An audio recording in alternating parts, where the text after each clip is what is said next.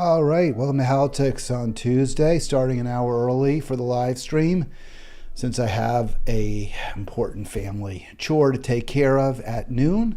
Happy to talk to you. I hope you enjoyed yesterday's program. If you got a chance to watch it either live or after the fact with Arlen, I really did. I agree with Shade. Those conversations often work really, really well.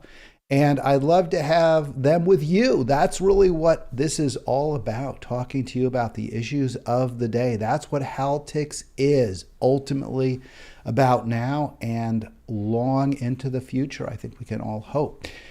For me, as long as I'm still kicking, I'm still going to be talking. So that's what that's why I'm saying I hope it's long in the future, because if I ain't here, then there's a problem, at least for me, maybe not for you. Click subscribe, click like, 240-283, let me get it right, 240-363-7190.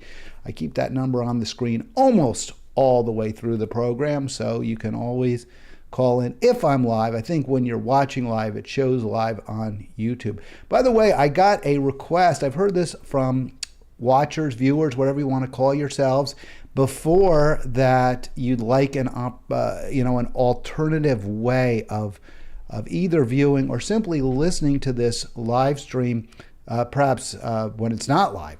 So I have not really investigated that up until now. I want to have people watching on YouTube because then I can maximize the number of viewers in one spot. It makes it much easier. Ultimately, I hope to get some monetization from this program. I will never ask you for money. I'm not going to set up a Patreon. I am fine. I'm comfortable. I'm fortunate. I'm privileged, whatever term you want to use. And I would not ask you ever to help pay what tiny, minimal, de minimis costs I do incur doing this. But still, I'd like to get something for it. So, and it would kind of, to me, demonstrate real success, demonstrate that I've kind of broken through if Google/YouTube was sending me something every month. So the way you can help me do that at zero cost yourself, of course, just click subscribe. Click subscribe by clicking in the bottom right of your screen if you haven't already done so. And when we get to 1,000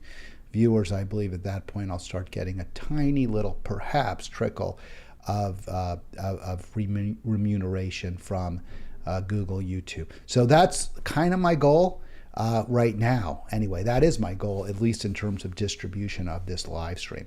So we'll get to the two adverbs that define Biden and Trump in just a moment. You can see that on your screen. But I did want to respond to the request for an alternative besides watching the video or listening to it, but still having to stream the video on YouTube. And I did find what I believe is a pretty good solution. Now, you can't listen live using this solution, but I'm not clear how I could possibly live stream just the audio in any event. There might be some ways of doing that. I will continue to look into them. But if you don't want to have to actually stream it, if you want to, for example, save your minutes, let's say you have a limited amount of minutes on the I guess it's not the network, right? It's the when you're out about in your day-to-day activities, your shopping, your biking, what have you, and you want to listen, you don't want to actually have the video on YouTube. You definitely can save minutes, and you can certainly save your free minutes, whatever whatever your phone plan is, by using an app, which I did find, and I've tested it, although I haven't promoted it yet. I will. It's called Clip Grab, and it works on Linux, Windows. I use Linux, that's why I checked Linux first, but I did check Windows as well, and Apple. It seems to work on all three platforms. It allows you to download posted YouTube videos. Now, you can't do it when I'm streaming live. You have to actually download the file with Clip Grab, and I'm going to put some links on my page, but I wanted to test it. Beware though, there's going to be a lot of efforts to get you to download programs you may not want. So be very careful when you go to the Clip Grab site and you click download. Only download Clip Grab unless you want a lot of crap. I don't want to call it malware, but the crapware stuff, all that other things you might get on your computer, like antivirus. Now, you don't get that with Linux, which is what I really like. Linux, you just download the app itself onto your computer, and then you can use clip grab to download from YouTube. I believe it's perfectly legal. I haven't seen any reason to believe it's not, although Facebook doesn't seem to like the program. But you can go to clip grab. You can download any of the videos that I've done, either in MP3, which would be audio only, MP3 format. You can also download an MP4, and you can actually watch them. And then I think you'd have to transfer it, which is certainly possible, transfer it to your phone if you want it on your phone. There may be an app I haven't checked for your phone, but it's called Clip Grab. It certainly works on your laptop or your desktop. So that's something to consider. And if you want to talk to me about that, you can. 240-363-7190. I tested it today on Windows just to make sure it didn't install all that crapware. And as long as you only install Clip Grab, and I again reiterate, look carefully when you're clicking to only put Clip Grab on your device, you should be fine. And I'm not warranting, I'm not guaranteeing. Your mileage may vary. This is on you in the end. But I will just say I personally had good experiences with it on my Linux and just testing it on Windows. Finally, I get nothing. It's not, there's no, it's, you just go to the website. I'm not asking for any, I'm not getting any referral fees or anything like that. They don't even know me from Adam. All right, 2 adverts. Now, I thought this was really interesting. I want to talk about the U.S. women's soccer team. I almost never watch women's sports. Okay, let me be real clear. I know this says 2 adverts that define. Let me get that off the screen, I guess. But that's what we'll start with. But I just want to talk briefly. I almost never watch women's sports. I used to watch women's tennis, which is, I think, pretty exciting and entertaining often for me. And this is only my preferences. This is not, I'm not telling anyone else. And I would watch women's figure skating sometimes during the Olympics. Now, I don't watch the Olympics. And I don't watch tennis. So those are 2 sports I don't watch, so it'd be hard for me to watch just the women. But, the reason for this is that I haven't really been that into women's sports is because I watch sports to watch people do feats that are well beyond anything I could ever imagine myself doing. Now, the professional women athletes and amateur college women athletes are much better at theirs. I mean, they would wipe the floor with me. So it's not like I'm as good as they are, even close. But in terms of the actual physical feats that you see men do in, say, basketball, where they're dunking, I mean, that's just so beyond anything I could do. You rarely see a woman dunk at that. Every once in a great while. And the speed of the game is not beyond, anything I could consider. So for me, sports is watching people do activities that I simply are well beyond anything I could ever imagine doing.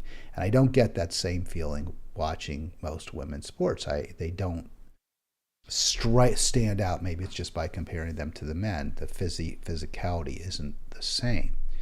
So I haven't really gotten into women's sports. That said, soccer is a sport where you don't get quite that same level as you do, say, with basketball, where you actually see people who almost look like they're defying gravity, or baseball, where you're hitting a 98-mile-per-hour fastball. I mean, my gosh, that ball would be well past me before I even took the bat off my shoulders.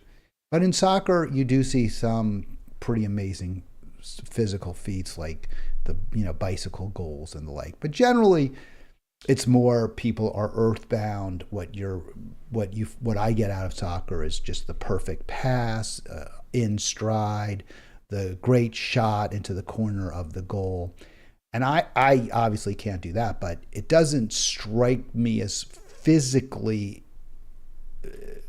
inhuman the way many other sports do. So I can enjoy soccer more on a terrestrial level as opposed to somewhat of a celestial level. And watching women's soccer, you see all the same really exciting stuff. Maybe at a slightly lower pitch. Maybe it's obviously slightly lesser pitch, but it's pretty close. So plus so I enjoyed that. I enjoy watching the women's soccer. It's one of the few women's sports I really get something out of, and I've been enjoying sports less than I have in the past anyway. So I followed the women's U.S. soccer to a degree. I was disappointed that they lost. I wasn't hugely disappointed. It wasn't the most important thing in the world to me, but I'm an American. I want America to win. Sort of basically the same feeling I had with the men's World Cup. Not really any different there. So we'll talk a little bit about the response on the right, which, clueless, classless, whatever term we want to use, but also why we see that response, what's driving it a little bit further into the program. But now I do want to talk about, but I want to get that out because the promotion is, Trump cheers. Wait, that's what the line is on the promotion of this video. Trump, NYT : Trump cheers women's loss. And I thought that was actually, frankly, an unfair characterization of how Trump responded. And it does reflect the media bias, clearly the partisanship in our corporate media today, which is so unfortunate and leads to such distrust. And I think, is very counterproductive. If the goal of the New York Times really is to prevent Trump from being reelected, which they certainly seem to be their goal, I think they're going about it in a pretty bizarre way. Not an effective way. All right, let's talk about that, though. Let's talk about the New York Times. 2 articles, maybe is it 3? I think it's 2 adverbs that define Biden and Trump. And of course, this really intrigued me. Anything, that's that kind of partisanship is always intriguing to me. And of course, I went to the article and read it and thought it was worth discussing. So let's first of all, what are those adjectives? I was curious myself. What does the New York Times say are the 2 adjectives that define Biden and Trump? And it's not hard to find. Here we go. And who would have thought it? Still and again. So there it is. Still and again. And should I play it one more time? I don't think we need to. So how is that? Let's go to Lozada's piece. I think Lozada is a pretty decent writer, but I also would say he blows it, man. I mean, this just didn't work for me at all. And I've liked Carlos Lozada, I think, but again, this is about, I believe, rank partisanship and cluelessness in the New York Times, which is very disappointing after yesterday's program, where Arlen and I think both were pretty positive. The David Brooks piece, not 100%, it wasn't perfect, of course, but, Brooks kind of got to some truths about the 2 Americas today, right? The 2 Americas, the one that seems to be working. I would argue it's really not, but that seems to be working pretty well for wealthy, the affluent coastal elites who are doing pretty well. I would argue not as well as Brooks seems to suggest, but, not hungry, healthcare, right? Those kinds of things. And probably we're doing better than most. We are, in fact, doing better than most, even if there's still a lot of problems. And then the America that's struggling, the rural America, the inner city America, the America where healthcare is anything but a human right. It's a choice. It's something that you have to. It's a sacrifice. To get healthcare means you give up something else. To have enough to eat means you're giving up something else. To pay the rent means you're giving up something else. That's really important. That's the America that is desperate. That's the America that I won't say elected Donald Trump.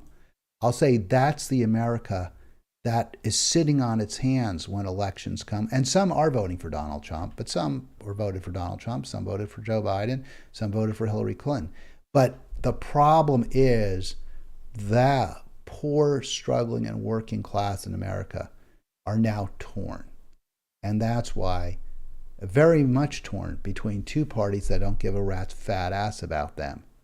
And they will embrace a demagogue if that demagogue makes compelling arguments in support of his candidacy.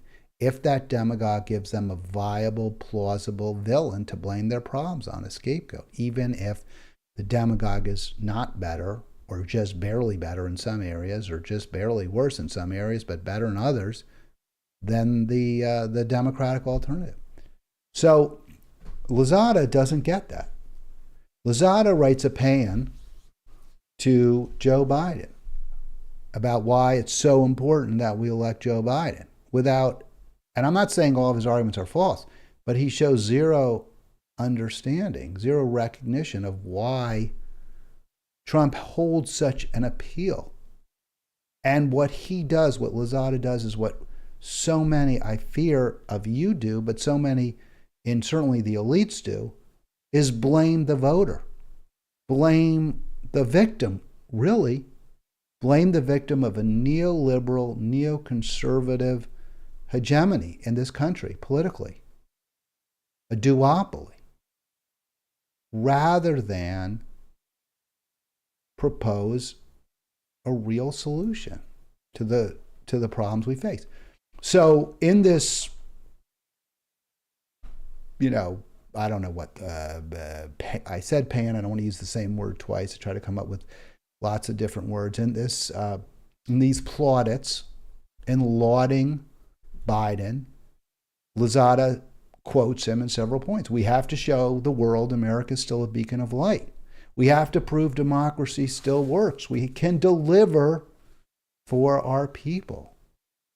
And this is all Lozada believes, clearly if you read the article, a huge argument in favor of Joe Biden.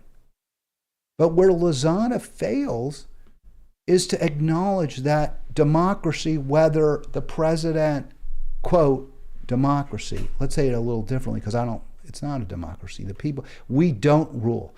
If the elites, when I say elites, the richest, the most powerful Americans, those who are leading our largest corporations and other very powerful institutions like top colleges and universities, think tanks like Brookings Institute, they may not be making quite as much or nearly as much money. Or see the Sierra Club, organizations like that hold a lot of sway. If the folks who run those organizations and who contribute, make decisions about where money is going to be contributed or who will be endorsed, if those people don't want something, it doesn't happen. That's not a democracy.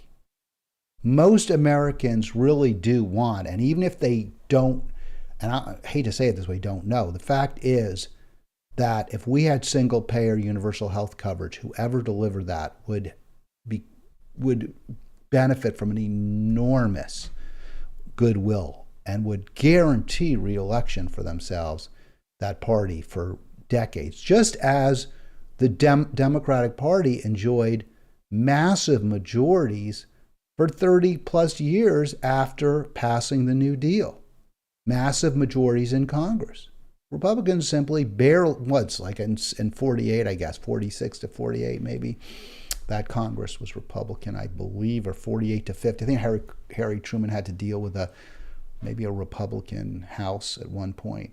But virtually the entire 35, 40 years after 34, when the New Deal was passed, or after 32, when Democrats were swept into office in response to the Great Depression, Democrats had control over government. And the reason is because Democrats delivered for poor, struggling, working Americans with the New Deal. With a war that was popular, that Americans believed in fighting and supporting, and that we won. And then continued to promote a fairer, more equitable, more ultimately democratic country. And Democrats kept winning. And when that stopped, when that changed, Democrats started to lose. And I won't deny, there's cycles, right? You can appeal to people's better natures. You can appeal to their worst natures. and civil rights was not a popular uh, uh, policy in much of the country. And it did lead to a response in the South where Democrats started to lose offices that they had held. But Democrats also stopped championing poor, struggling, and working people to the degree that they had. Top marginal tax rates were cut under Kennedy, and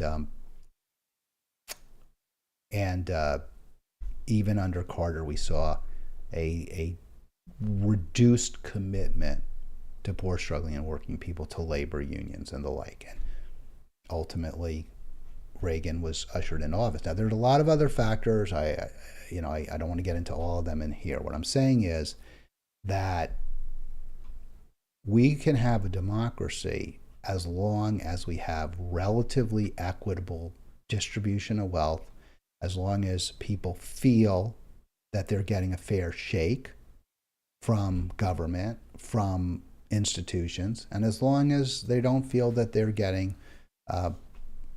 jobbed. And both parties have led us in the absolute wrong direction. This is something that Carlos Lozada doesn't get. He simply doesn't get.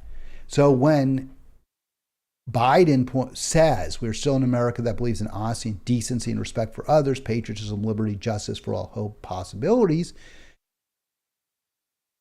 Lozada quotes him unironically.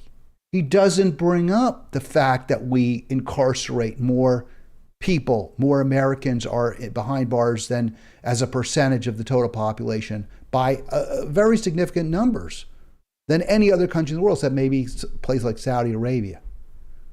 When he talks about being a decent country, he doesn't talk about homeless encampments. He doesn't talk about the inability to pass laws to protect school children from from machine gun wielding nut jobs. He doesn't bring that, he doesn't mention any of that. And so the piece really fails because there's only rhetoric. There's no policy, there's no reality behind it. And Lozada, for whatever reason, can't acknowledge this. He can't acknowledge that, and I think the reason is because he knows that if he did, he would have to talk in his newspaper, a newspaper that is kind of hand in glove with, obviously is controlled by the rich and powerful. They own it, they operate it, and that's who they want to appeal to in their advertiser base. So there's zero acknowledgement that the reason why Trump might win is because the Democratic Party's leadership and rank and file have utterly betrayed the once mighty Democratic working class, lower middle class, and middle class base. And again, there's no recognition by the author of the piece, Lozada. There's no recognition by Democrats. So he quotes, again, Biden with the comment, charlatans and political con artists have long dotted our history, invariably blaming immigrants for our troubles and capitalizing on the hopelessness and despair of struggling communities. Right. So why aren't you, Joe Biden, why aren't you Democrats responding to the hopelessness and despair of struggling communities so they're no longer hopeless and despairing? Part of the response, well, we tried, but there was a filibuster and we couldn't get this done and we couldn't do that. Well, that's not completely false. But it's not completely true either. There's an awful lot that Democrats have failed to do. Whether it's fire the Senate parliamentarian who ruled that raising the minimum wage to $15 an hour was not something that could be done by a majority vote. You had to overcome it could be filibustering. It was a ridiculous decision. And that's not even a legitimate rule. It could have easily been overruled, but they didn't do it. So that's Biden's complete failure to even consider any kind of Medicare for all. The squad's failure to demand a vote on Medicare for all. I mean, there's over and over evidence of the Democrats completely failing, in fact, creating that hopelessness. Struggling communities have zero hope, legitimate hope that Democrats are going to make things better. This is where Arlen and I disagree. I don't think the Democratic Party, certainly maybe there are a few decent people in it, but they're not committed to, they are not trying to make things better. They have been making things worse. And if Biden wanted Trump to be an aberrant moment, then make things better for poor, struggling, and working people. And the only way that can be, you have to reduce wealth and income inequality. It has to be done by any means necessary at this point. Hasn't been done. Haven't tried. Haven't said, hey, I want to raise taxes on the rich. I want an 80% top marginal tax rate. Now, if you want that, Americans, you have to vote for more Democrats. You have to, well, I mean, he could have said that. He could have demanded that Congress put that in place, but it never came across, never, hardly. That's why Democrats lose. That's why Trump might get reelected. There's simply no other reason. There's simply no. Now, Biden recognizes this. He does. And Lozada recognizes it. So he tries to address this exact point I'm making by having Biden set out some of the areas where he believes he's made a difference. And where I guess Lozada does too. But they're so small bore. There's a few areas where there's lower prescription drug costs, but many where there aren't. I know from the health insurance, which I get through my wife's job as a teacher, which is about the best there is. Okay, so we have about the best health insurance. There's many of the prescriptions that we're getting now and you know, we have very little healthcare expense. I shouldn't say many, but for example, she just had an x-ray, you know, a regular checkup, and in the past the x-ray was 100% covered by the insurance. Now we have a copay. So these are small bore. Americans who are struggling, many don't even have insurance, or their insurance is, you know, the worst kind, the brass plan, isn't that, was there platinum, gold, silver, I don't know. Whatever, the brass plan, there's enormous deductibles you have to meet. And yeah, maybe some of the prescription drug costs are more affordable for some Americans, but for many they remain out of work, out of reach. These are small bore. A big jump forward is we're going to pay for your health. The Americans will get health care free at the point of distribution. You don't have to worry. You go to the hospital, you will not have to worry about paying back that bill ever. You go to college, you'll never have debts when you leave college that you have to pay. That's how you garner support. That's how you win. And none of this has happened. Administration, I love this. Lozada says the administration's efforts against climate change. Well, their efforts have been a complete disaster because, I mean, they haven't been efforts, is the bottom line. Biden approved more drilling projects in his first 2 years than Trump did. So again, and the only way, we've talked about it, the only way to stop the climate crisis, which is getting ever worse, is keeping it in the ground. Everything else, subsidies, alternatives, none of that's going to do a damn thing. Only keeping it in the ground works. By the way, call in if you want to chat. 240-363-7190. I should keep this up. I'm also looking to see if there's any chat. No chat right now. That's fine. 240-363-7190. So for all these reasons, democracy it quite simply isn't working in America today. It's a tragedy. It's something that, I mean, breaks my heart, but, you know, that's just the way it is. And only if we deal with this, if we recognize this, and we have a Democratic Party or a replacement or an alternative that we vote for.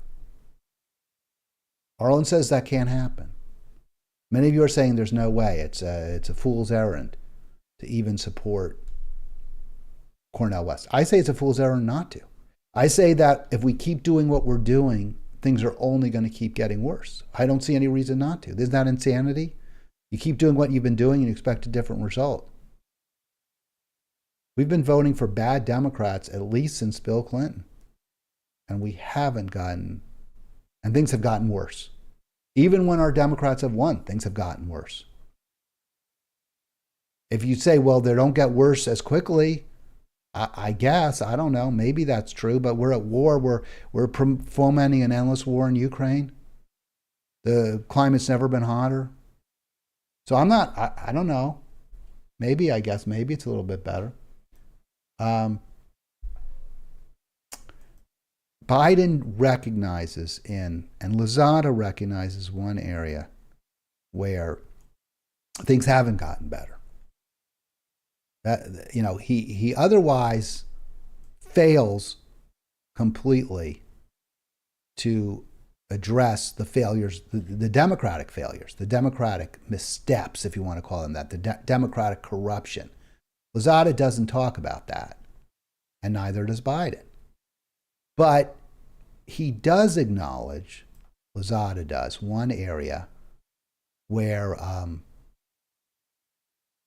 where democracy isn't working. And that's racism, race relations. So after the Supreme Court declared affirmative action unconstitutional, the president said, well, we still have discrimination. Discrimination still exists. And he wasn't, I don't think, blaming the Supreme Court. He was critical of the decision, but he was saying, hey, we've got this problem, discrimination. We need to deal with it. And the Supreme Court is saying we can't deal with it with affirmative action. Well, I'm pretty mixed. I've always been mixed on affirmative action. I don't think it's the right solution to a very serious problem. I think it is divisive. It's in many ways counterproductive. So I'm not a big fan, but I certainly acknowledge that we have huge race issues in America today with African Americans much, much poorer, far less wealth, fewer opportunities than non-Black and non-Native Americans. So I get that. That's a problem, a huge problem. It is a failure. But it's interesting that that's the failure that both Lozada and Biden bring up, a failure of identity, where people who are members of a particular identity group aren't getting a fair shake, aren't getting a fair share of the American, and they aren't getting a fair share of the American, whatever, wealth, is the best way I can put it, opportunities. But this is an area where you're pitting poor, struggling, and working class people who should be the Democratic base, who should be united. You're still pitting them against each other.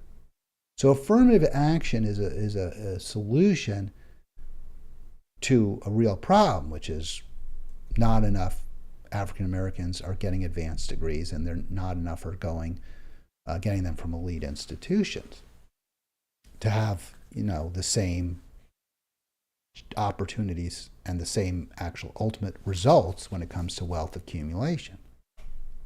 So that's a real problem. But your solution, affirmative action, pits white and Asians, especially Asians, but whites and Asians against Black people. It says, okay, there's a limited number of spaces at these elite schools and at every school, and we're going to make sure that we have a certain number of spaces for each group.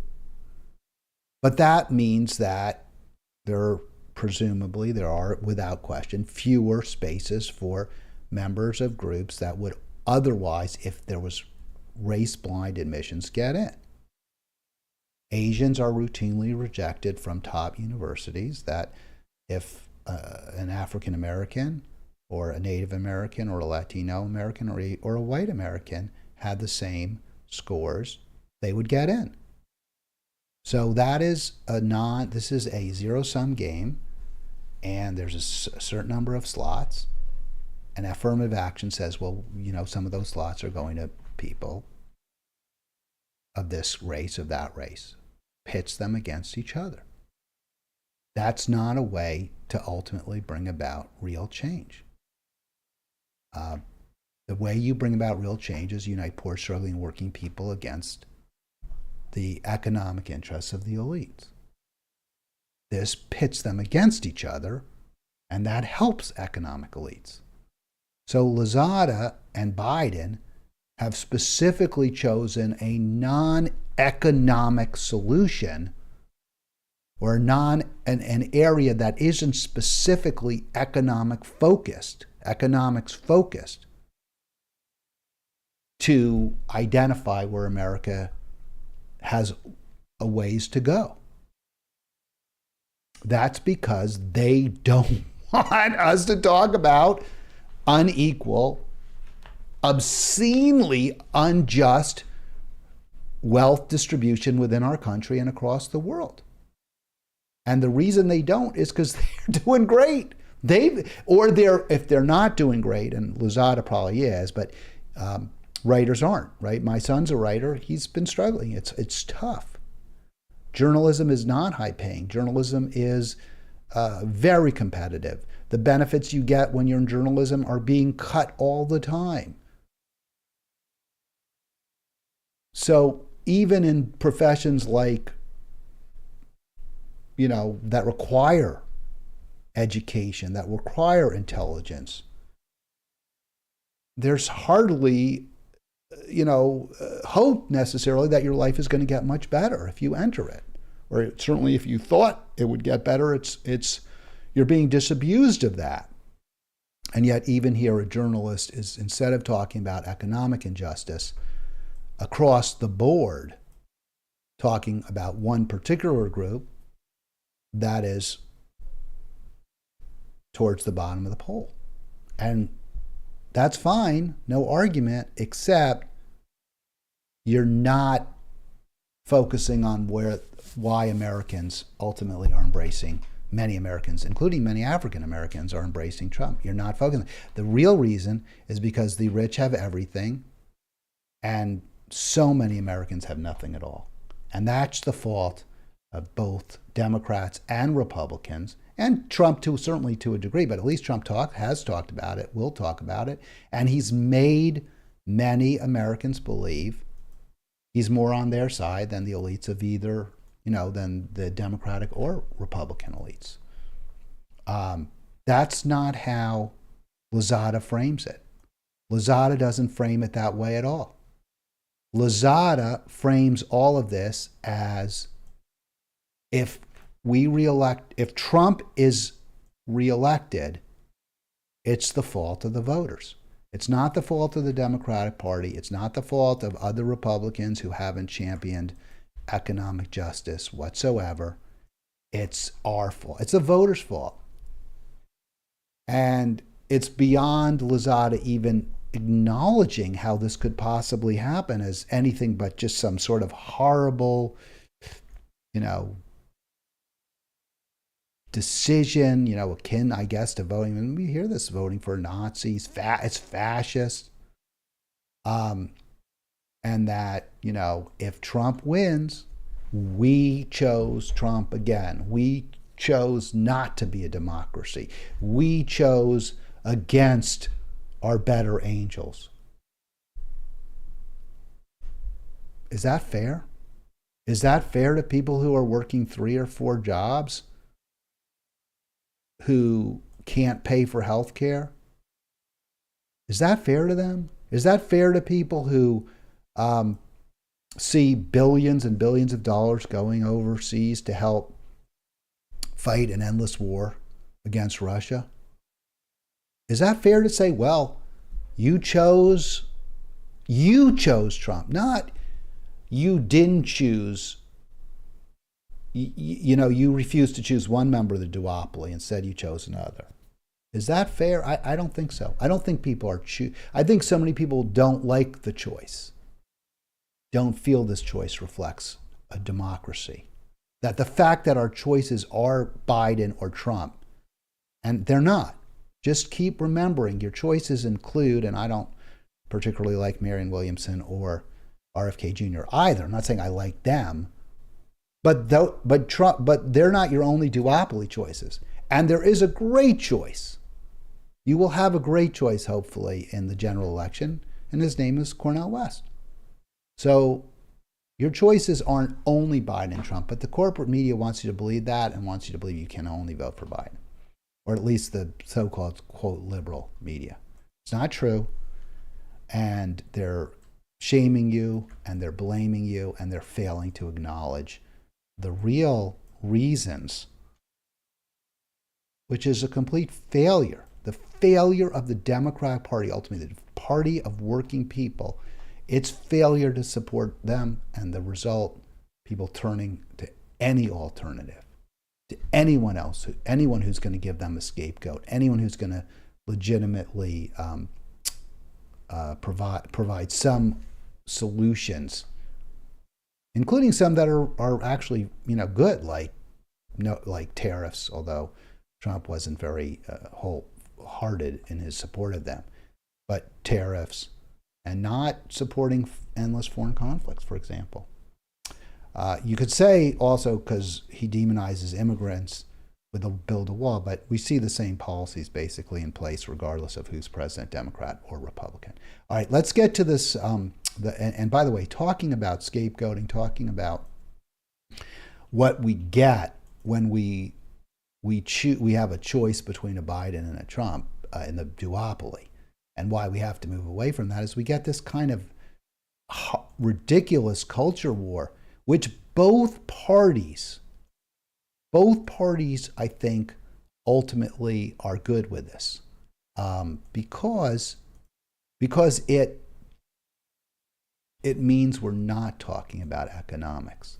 So a culture war where we're fighting over who's to blame, or why we lost, or why the U.S. women's national team lost, that is just absolute nirvana for the corporate media and for the elites in both parties, the leadership in both parties, the advisors, the donors.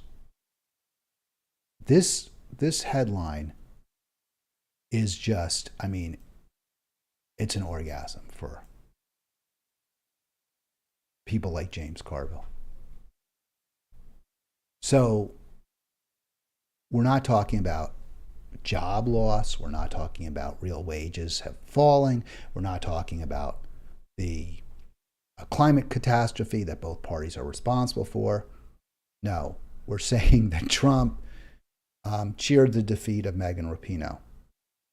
That's what more could you do to pit poor, struggling working people against each other, where you have the quote woke crowd, the identity politics crowd, the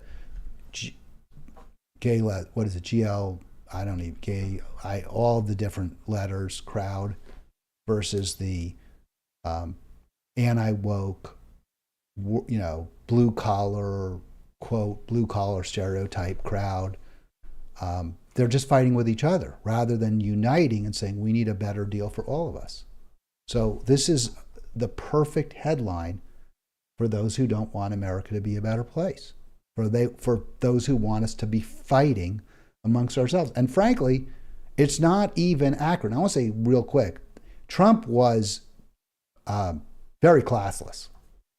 And Trump's response was, like Trump, crude and inappropriate and wrong.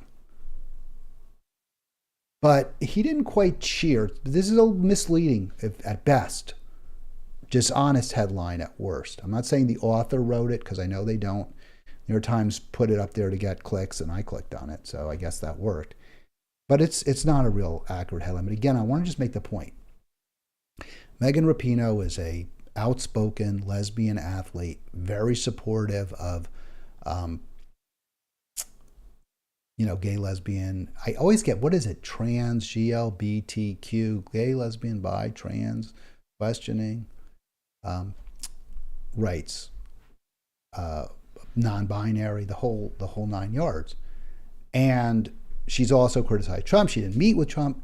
So this is a fight over her wokeism and the, the anti quote woke crowd, I guess, rather than a fight where Megan Rapinoe says, and Megan Rapinoe also was, known for fighting for better equal pay for the women's national team. And I think that's fair. When I first read about that, I was like, wait, equal pay. So many more people watch men's soccer than women's. The amount of money that men's soccer generates dwarfs that of the amount that women's soccer generates. But it's really not true when it comes to the World Cup, especially the women's World Cup team is very popular. So, I don't see if it's the U.S. is paying for it. I'm not sure how they get paid. I don't know if equal pay is exactly where I would go with this, but I think that was a reasonable cause for her to promote. Certainly she had every right to promote higher salaries for the women. But, she's a world famous athlete. She's privileged because of that. So this is basically a fight where two very privileged people, one much more privileged, Trump, than the other, are arguing not about economic justice, not about economic rights whatsoever, but about, issues that are cultural in nature and that don't, regardless of how they're resolved, will have zero impact on the quality of life of rich and powerful people. And that's why, or how they're resolved will lead to better quality of life for poor, struggling, and working class people. So that's why the New York Times promotes it. That's why Trump probably talks about it. That's why the Republican Party and the Democratic Party both love these kind of disputes, because in no way do they take power and wealth away from the rich and powerful. That's our tragedy. That's the tragedy of today. So the Times even foments even more discord by misrepresenting what Trump said. Trump didn't really cheer. I read this, and I cannot see it as a cheer. Now, he may be happy about it. He may be using this for political, obviously he's using it for political, benefit to himself. But Trump did not cheer the women's loss. At least if he did, that's not the quote. That's not quoted. There's no quote in the Times that shows Trump actually cheering, saying, "Oh, this is good. I'm glad we lost." So let me see if I can get this, because that's cheering, right? Oh, this is good. Go Sweden. So happy the Swedes won, whatever. That would be cheering. But he doesn't do that. And let me get, at least if he did, it's not in the Times article, which I'm getting my source. So the loss was, quote, fully emblematic of what has happened to our once great nation under crooked. I guess, wow, I don't know whether it was him who put in the Hour or the New York Times, our once great nation under crooked Joe Biden. And then he writes, woke equals failure. Nice shot, Megan. The USA is going to hell, MAGA. Now, I don't know how that's not cheering. I don't even know if it's quite taunting. They use the word taunting. It's crude. It's low rent. He seems to be he's certainly blaming the team that lost. He's, I guess, a very, very sore loser.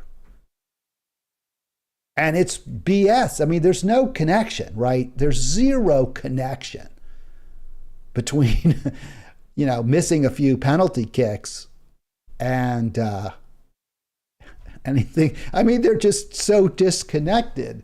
But again, if Trump and if the Democrats can make this the issue, then they don't have to talk about higher taxes on the rich. They don't have to talk about bringing good jobs back to the United States with tariffs. They don't have to talk about a fossil fuels tax to save our planet. So let's talk about this. Let's make this the issue. But the New York Times is hardly blameless because they say, and Trump obviously was looking forward to this debate, I guess, or this throwing this gauntlet down, but it's ridiculous. And to me, it says you got to reject both the elites on both sides. You got to reject. And I give Biden credit because Biden did in fact make a nice tweet, and congratulated the women for their efforts. It was a bad World Cup for women, for the U.S. team, and so the U.S. women's, both teams haven't been playing well, both men and women. But it was a bad World Cup. They never really had it. They almost lost to the Dutch, then they almost lost to Portugal? Yeah, they almost lost to Portugal. They tied Portugal. They were outplayed by Portugal. So I mean, this couldn't have been a surprise. Rapinoe, maybe she shouldn't have been on the team. She's 38, my son pointed out. Maybe there was a better choice. It's certainly not her fault. But whenever we talk about these issues, remember, it's because the duopoly doesn't want to talk about the real problems facing America. All right, let's get to what is cheering the loss. And the New York Times gives a good example. So it's odd to me that they say that Trump cheered. I guess they want to give you an example. So Bridget Gabriel, I have no idea who she is. I'm rooting against the woke U.S. women's national soccer team. She rooted against them. According to Richard Lapchick, he's a writer, president of the Institute for Sport and Social Justice, he says Trump's attack on Rapinoe will backfire, reinforce the base of athletic activism that has grown stronger. So yeah, let's hope so. Let's all make this into a cultural war so that we can avoid talking about injustice. So we can avoid talking about poverty. That's the best solution, isn't it? And I finally just want to bring one other reason why I think Rapinoe is a lightning rod. And this is fine. Look, if she wants to talk, if she and Alex Morgan, who's another top U.S. women's soccer player, I think they're the two captains, right? Rapinoe and Alex Morgan are the two captains. They want to talk about including trans athletes. That's totally fine.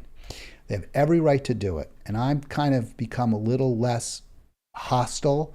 I always took the view, hey, if you're a biological male, you should not be competing against biological females. There's too much of a physical difference. But I become a little less dogmatic because of my friend Mike Hirsch, who pointed out, no,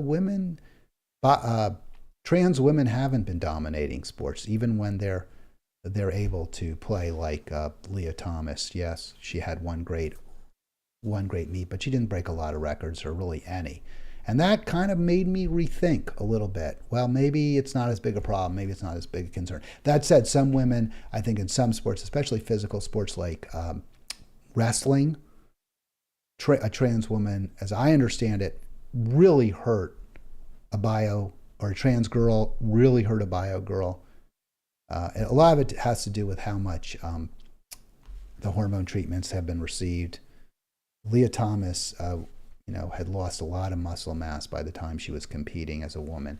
So I'm more open to the idea that maybe there could be trans women competing in sports against women. But in general, I don't think it's appropriate. I think that there are too many advantages that bio males have physiologically. So I think there should be some bio women only spaces. But Megan Rapinoe and Alex Morgan disagree. And I think there's a whiff of what, I just want to bring this out, Riley Gaines says about this. They know in their hearts, every person knows they wouldn't have had the opportunities and the success they had without the women's sport in category. Her point is, okay, they're older women, they're reaching the end of their sports careers. If they were 20 years old and they were facing bio males, trans women, they would be in real trouble.